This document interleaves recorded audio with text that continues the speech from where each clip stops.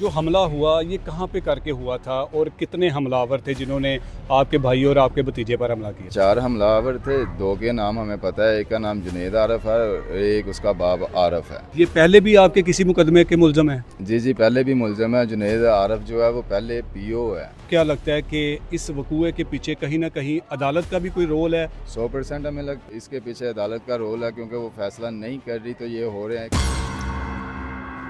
अस्सलाम वालेकुम नाज़रीन, मैं हूं एडी मलिक और आप देख रहे हैं 94 न्यूज़। मैं इस वक्त शेखुपुरा में मौजूद हूं और यकम रमज़ान को बाप बेटा अदालत से पेशी पर घर वापस आ रहे थे कि उनके मुखालफिन ने थड़ा लगाकर सरेआम उन दोनों बाप बेटे पर अंधाधुंध फायरिंग कर दी और इस फायरिंग की जद में आकर मकतूल तारक ज़ख्मों की ताब न लाते हुए मौके पर ही अपनी ज़िंदगी की बाजी हार जाते हैं और उनका 23 साल जवान बेटा जिसे 4 गोलियां लगती हैं और वो इस वक्त लाहौर के म्यू हॉस्पिटल में ज़ेर इलाज है। जिस तरह इनके बच्चे यतीम हो गए हैं, न जाने कितने ख़ानदान इस तरह अपने इंसाफ की उम्मीद लेते लेते इस दुनिया फ़ानी से रुखसत हो चुके हैं।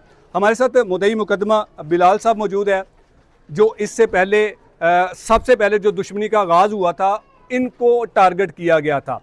ये जो कातिल सरेआम दनाते फिरते हैं, अदालत में किस केस की समाअत थी और ये जो वाक़या करने वाले जो मुल्ज़मान हैं, ये कौन मुल्ज़मान है? ये वही मुल्ज़मान है जिनके साथ इनका एक खिड़की के वजह से एक तनाज़ा शुरू हुआ था, या फिर ये मामला क्या है? इनसे जानते हैं। अस्सलाम वालेकुम सर। वालेकुम सलाम। बिलाल साहब, बड़ा हमें अफसोस हुआ, यकीन करें हमने आपकी वो एहतजाज की वीडियो देखी कि किस तरह से आपके साथ आपकी ज़िली पुलिस ने और इंतज़ामिया ने बेहिसी का जो मुजाहरा किया कि आपकी लाइटें तक बंद कर दिया ताकि आपकी आवाज़ दीवानों तक ना पहुंच सके।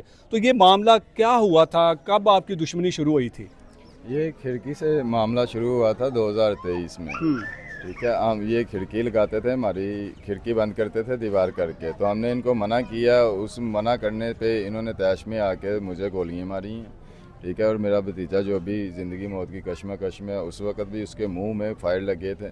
ठीक है, तो मेरा बिलाल साहब, ये जिनके साथ आपका खिड़की का तनाज़ा था, ये आपके मोहल्लेदार थे? एक ही गली में रहते थे? ये जो जिनके साथ तनाज़ा, ये हमारे हमसाए थे, हमारे गली में ही रहते थे। क्या नाम है इनके, ज़रा बताइएगा ताकि अवाम जान सके इन जालिमों का।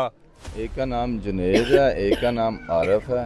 ठीक है, और जो 2 नामालूम है उनका नहीं पता वो कौन थे, क्योंकि 2 बाइकें आई थी इस मर्डर पे। पहले मर्डर पे भी हमने पुलिस को, जो पहला मर्डर हुआ था 31 मई 2025 को सुबह 8 बजे, वो दिन का टाइम था, उस वक्त भी हमने मुलज़म पकड़वाए थे। खुद जाके मैंने साथ पुलिस को पैसे दे के सारा मामला किए थे, लेकिन पुलिस ने कहा कि ये बंदा नहीं है, कोई रिकवरी तक नहीं उस पर डाली। यानी कि आपके भाई को जो कत्ल करने वाले जो मुल्ज़मान थे उनको पकड़वाने के लिए आपने पुलिस को पैसे दिए, जो कि उनकी अपनी जिम्मेदारी बनती थी मुल्ज़मान को पकड़ने की, लेकिन उसके बावजूद भी उन्होंने कोई रिकवरी नहीं डाली कि हमने कत्ल किस तरह से किया। कोई रिकवरी नहीं डाली, उनको थप्पड़ तक नहीं इन्होंने मारा, ना कोई तफ्तीश हुई है। 14 दिन का रिमांड पूरा किया, उनको जुडिशल कर दिया। कितने मुल्ज़मान जुडिशल हुए थे जिनको पुलिस ने पकड़वाया था, आपने पकड़वाया था पुलिस के जरिए? 3 मुल्ज़मान थे। कौन कौन थे वो मुल्ज़म? वो एक सुहेब आरफ है, एक मुदस्सर अली है,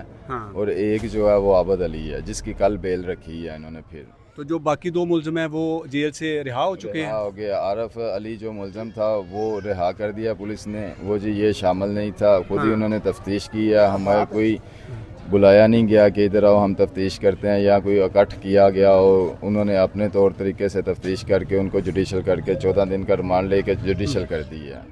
जो आपका भाई गुलशाद कत्ल हुआ था 31/5/2025 को, उसे किस तरह से मारा था और कहाँ पे मारा था उसे? वो जो मेरा भाई गुलशाद कमर जो जिसकी डेथ की थी, वो भी इसी तरह मारा था कि वो कचहरी जा रहा था डेट पे। अच्छा। ठीक है, वो मेरे मुकदमे की पैरवी कर रहा था, वो मदई था, हाँ। गवाह था, वो डेट पे जा रहा था। उसी जगह पे जहाँ पे मेरे भाई कल कत्ल किया, इसी जगह पे उन्होंने गुलशाद को भी इसी जगह पे मारा था। गुलशाद अकेला था उस वक़्त में जब उस पर हमला किया गया? नहीं, उस वक्त भी हम साथ थे। अच्छा, आप खुशकिस्मती से बच गए? बच गए। हमारे पास पुलिस कहती है आपने वेपन नहीं रखना, आप घरों में बैठ जाएं। अगर हम वेपन लेके निकलते हैं तो पुलिस उल्टा हमें ही पकड़ लेती है कि आपने वेपन क्यों है। हालांकि हमारे पास पिस्टल है, वो भी लाइसेंस ही है।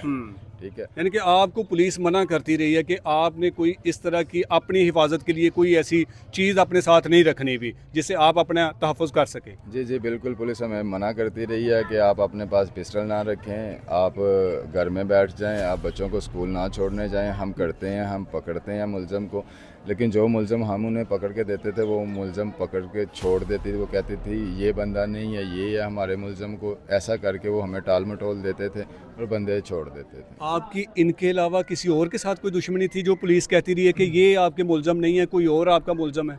नहीं, हमारी इनके अलावा किसी के साथ कोई दुश्मनी नहीं है। ये सारा मोहल्ला इधर खड़ा है, हम इधर से 40-50 साल से रह रहे हैं, किसी के साथ हमारी कोई दुश्मनी नहीं है। अच्छा, कल जब आपका भाई और आपका भतीजा ताबिश अदालत से फ्री होके घर वापस आ रहे थे या कहीं और जा रहे थे?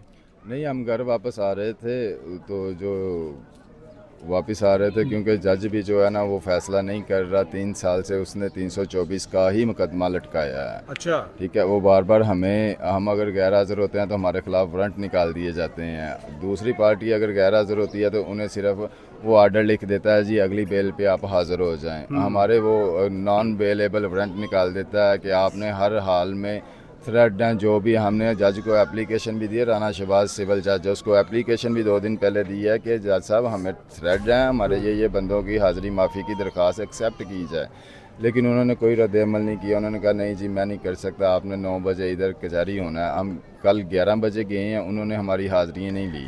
उन्होंने कहा नहीं जी आप 2 बजे आना। हमने कहा जज साहब हमारी हाज़िरी तो ले लें ना। उनका वकील हाई कोर्ट गया लेकिन हमारी हाज़िरी तो ले लें, हम दोबारा नहीं आ सकते। ठीक है। लेकिन वो जज ने कहा नहीं जी आपने दोबारा 2 बजे आना है, राइट टाइम 2 बजे आना है। इतना थ्रेड होने के बावजूद हम कल 2 बजे फिर जज के सामने पेश हुए हैं। उन्होंने हमारे कोई चीफ शहादतें नहीं ली, कोई बयान नहीं लिया, उल्टा डेट दे दिया कि 28 डेज को आपने फिर वापस आना है ताकि आपका एक और बंदा मारा जाए। आपको क्या लगता है कि इस वकूए के पीछे कहीं ना कहीं अदालत का भी कोई रोल है जिसकी वजह से आपका भाई कत्ल हुआ है? 100% हमें लगता है इसके पीछे अदालत का रोल है, क्योंकि वो फैसला नहीं कर रही तो ये हो रहे हैं। बिलाल साहब, आपको जहां जब लगा कि अदालत हमारे साथ कोई अच्छा तावन नहीं कर रही, मेरिट पर इस केस का जो ट्रायल है वो नहीं चल रहा, तो आपने उन पर कोई अदम एतमाद की एप्लीकेशन नहीं किसी सीनियर जज को दी कि ताकि हमारा केस किसी और जज के सामने जो लगे?